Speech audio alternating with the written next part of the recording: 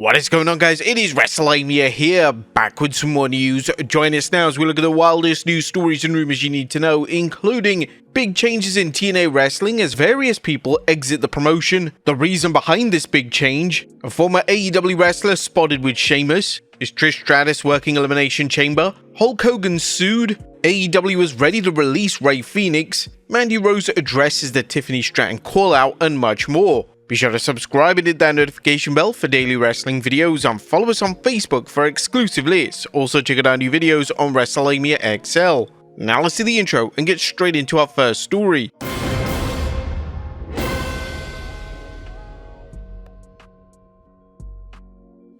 Our first story looks at big changes in TNA Wrestling. TNA Wrestling is in the midst of some significant changes, including the departure of a major executive as well as longtime talents. First, the TNA president exits the promotion. A Fightful Select and PW Insider reporting that TNA president Anthony Sassoni has left TNA. Now, you may recall he replaced former TNA president Scott D'Amore last year after D'Amore was fired. On 12th February, TNA Wrestling announced his replacement via a press release, an excerpt which follows. Distinguished sports executive Carlos Silva has been named president of Anthem Sports Group, overseeing the group development and distribution of popular Anthem properties, including the iconic TNA Wrestling promotion, trailblazing all-female MMA organization Invicta Fighting Championship, and global streaming media channel Fight Network. In this role, Silva will report directly to Anthem president and CEO Leonard Asper. TNA fans have seen major changes to the promotion over the last year, including its talent-sharing agreement with WWE, opting not to renew several contracts for the controversial decision to bring back Tessa Blanchard, and the recent announcement of long-term partnership with WWE. Now, it appears that TNA's parent company Anthem is just beginning with its changes, and it's looking to take TNA to the next level with a change in leadership. However, as we'll see, this change has led to long-term executives leaving. The first exit, though, is Christy Hemme. The former WWE superstar and longtime TNA talent Christy Hemme has now left TNA. Both Fightful Select and PW Insider confirmed this, with Wrestling Inc. noting Hemme had been with TNA on and off since 2006, working as a wrestler, manager, interviewer, ring announcer, and a member of the creative team. She had rejoined TNA last fall as the promotion's head of marketing. But Christy isn't the only TNA talent gone, as we'll see next, Josh Matthews is also gone. Now, the same reports that mentioned Christy Hemme's exit also discussed the departure of Josh Matthews, who worked as an announcer in WWE. Wrestling Inc. summarized Matthews' TNA career, saying that Matthews joined TNA in 2014 and served as lead announcer until 2021. He remained with the company behind the scenes, working as a senior producer and senior director of digital media. But what is a possible reason for this big change in TNA Wrestling? Did the WWE's recent partnership with TNA Wrestling lead to any of these changes? While some fans might think so, the current belief is that there is a different reason: the arrival of a new executive producer, George Varese.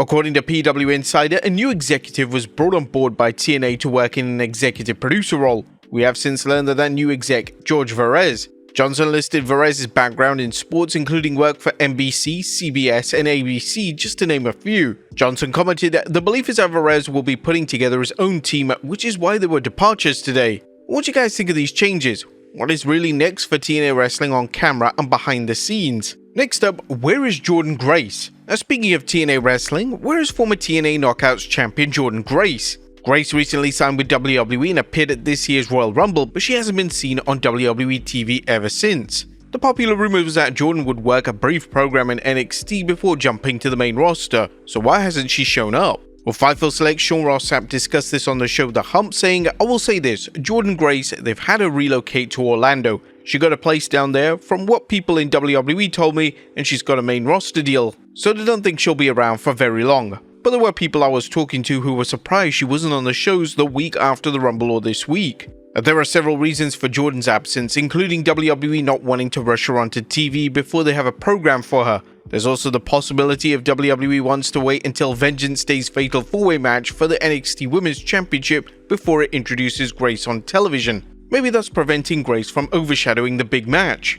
Next up, Trish Stratus working Elimination Chamber. How is Trish Stratus appearing at Elimination Chamber? Stratus, who reportedly will show up at the event, which makes sense since the PLE takes place in Toronto, Canada, could also wrestle there. Fightful is reporting that Stratus will appear at the show, and now fans are speculating she could wrestle, possibly in the Elimination Chamber, and or possibly to challenge US champion Chelsea Green. Whatever the case, fans will undoubtedly be excited about Stratus returning. Next up, a former AEW wrestler spotted with Sheamus. And was Miro going to join Ricky Starks in WWE following reports that AEW gave Starks, Malachi Black, and Rusev, aka former superstar Miro, their releases, and that all three men are free agents? And while we don't know what's next for Miro or Malachi Black, Sheamus tweeted a photo with the Bulgarian Brute enjoying a cold one together. Would you guys like to see Miro returning to WWE, reviving the Rusev character? Next up, was AEW ready to release Rey Fenix? Speaking of recently released AEW talent, Sean Ross Sapp is reporting that AEW came close to releasing Rey Fenix, a wrestler who's repeatedly requested his release, but who AEW is just still keeping around in the company as he has injury-related time to make up before his contract expires. Sapp stated on his NXT post-show that I heard Friday that AEW releases were either happening or coming. At that moment, I thought it was just a bare boulder situation where they fortunately very quickly took care of. I'd heard that for a while that within AEW, they had at least considered releasing or letting contracts lapse on a few talent that were not happy and wanted to go elsewhere. At one point they considered Rey Fenix, they didn't end up doing that. Releasing him would have been helpful as he's eager to join his brother Penta El Zero in WWE, but it could put the kibosh on WWE singles push for Penta. Next up, Mandy Rose addresses calling out Tiffany Stratton. Did Mandy Rose criticize Tiffany Stratton? Well, not according to the former NXT Women's Champion, who recently clarified her comments when she told Stratton not to use the phrase "put some respect on her name," with Rose pointing out that she had used it first, and many people pointing out that the line was used long before Rose and it was originated by the rapper Birdman. Rose's remarks didn't go unnoticed as Tiffany Stratton had this to say on the Ring the Bella podcast. Honestly, I think it's a little sad that she felt she needed to go on her podcast and say something like that. I wish her the best, honestly. Wrestling's golden goddess seemed to walk back on her criticism of the current WWE Women's Champion, telling a Power Alpha's podcast audience, "Tap Twitter is so funny. From a last episode about Tiffany Stratton, these haters. Did you see? Let's be clear, I never bashed Tiffany Stratton. In fact, I praised her in a previous episode, saying she has an amazing talent and is definitely going places. Look at her, she's already a champion, and she's only been on the main roster for probably less than 2 years. I've always commended and highly complimented her. People were going nuts saying, oh my god, you're just jealous, you're this, you're that. She's done more." Rose praised Stratton's work, adding kudos to Tiffany Stratton, okay, because she's an incredible talent and there's no hate, trust me. Now, I don't think that the main criticism was her critiquing her wrestling, but just the main fact that she took issue with her taking her saying, "put some respect on my name." Next up, WWE redesigning another title. Could the universe see another design change to one of the promotion's title belts? Fans saw WWE revive its Winged Eagle WWE Championship belt for the return episode of Saturday Night's Main Event, leading to Kevin Owens stealing the belt and Cody Rhodes eventually recovering it in a ladder match at the Royal Rumble. However, it appears there could be another change coming, as current WWE Women's Champion Tiffany Stratton teased a change during a chat with Adrian Hernandez. "You know, I say never. I'm Tiffany Stratton. I'm an icon living. I'm a legend living. So never say never. I feel like a pink title would totally fit Tiffany Stratton and it would embody everything that Tiffy time is. So you'll have to wait and see, guys." Now, pink is definitely Stratton's color, so much so that Tiffany even hinted during an appearance on Ring the Bella that she'd like to persuade Rhea Ripley to adopt a goth pink outfit in the event they team again. Next up, Hulk Hogan being sued. Now it's time for some legal news concerning wrestling that doesn't have anything to do with Vince McMahon, as Fox 8 News is reporting that an Akron woman is suing former professional wrestler Terry Bollea, better known as Hulk Hogan, and his beer company after she was hit in the head with a sealed can of beer last August. The news story explains that Michelle Harlukowitz alleges that she was attending a promotional event for Hulk Hogan's Real American Beer when she was clobbered by the beer can, in this case, Hogan's Real American Beer brand. The lawsuit claims that Hogan and other promoters threw beer cans into the crowd, alleging negligence causing injury after a sealed beer can was thrown an estimated 50 feet, striking the woman on her forehead along her hairline. The plaintiff's attorney commented, "It's unconscionable to think that you're going to go to a bar to see a celebrity and end up being pelted with a can of beer." Fox 8 noted that the bar where the alleged incident transpired and the bar's owner are being sued. As for the relief being sought, the plaintiff is looking for damages for medical expenses, pain and suffering, and emotional distress.